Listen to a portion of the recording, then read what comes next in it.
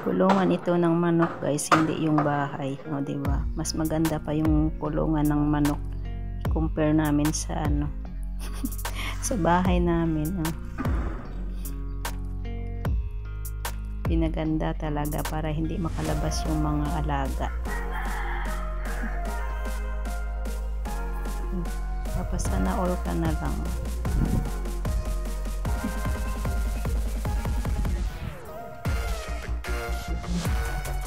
Buti pa yung mga manok.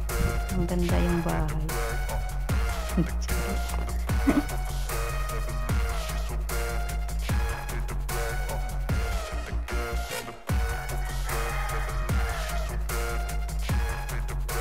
Malapit na yan guys matapos.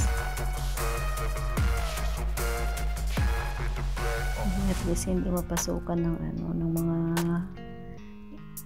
iba't ibang klaseng ano, bagis. Ewan ko kung ano yung klaseng hayop yung ano. Yung pumapasok sa kanan, dumadali ng mga alaga namin.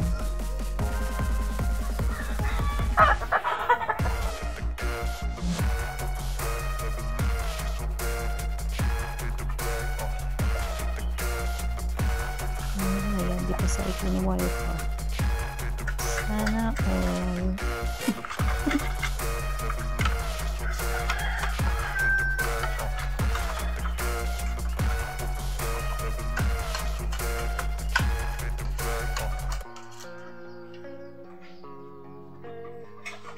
Pwede rin tambayan kasama yung mga manok dito kasi matibay. Magpahinga-hinga ba dito? Ayan, tapos na yan guys. Ayan yung mga alaga namin. Ayan, safe na kayo sa inyong bahay. Wala nang makapasok na mga kung ano-ano dyan na hayop. Kasi kawawa yung mga chicks. Dinadali kasi nila guys. Ewan mo kung anong klaseng hayop yun.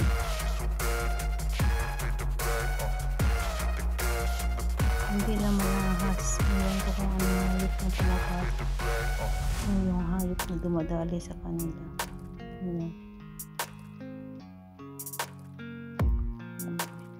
Happy na mga yarn. Kasi safe na sila. Let's get to the farm.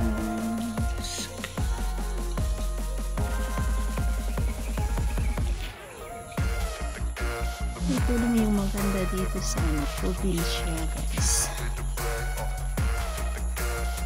Nasa ano ko, masipag.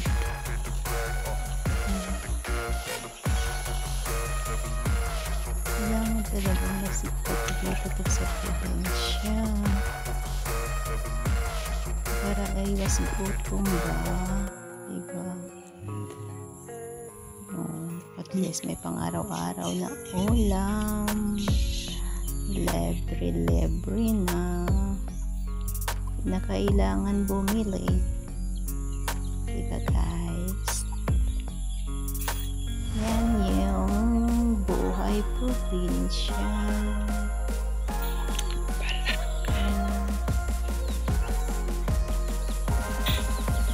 Ganyan lang kami dito guys.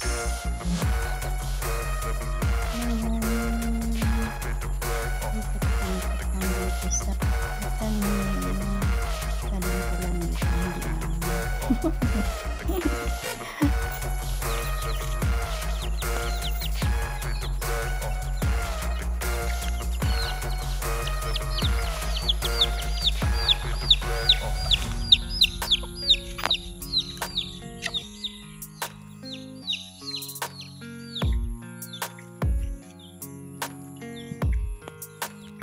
Ang sarap dito mamuhay sa probinsya guys, diba?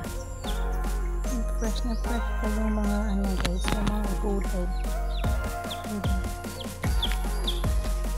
Punta ka lang ng backyard mo, tapos kuha ka lang kung ano gusto mong vitamin.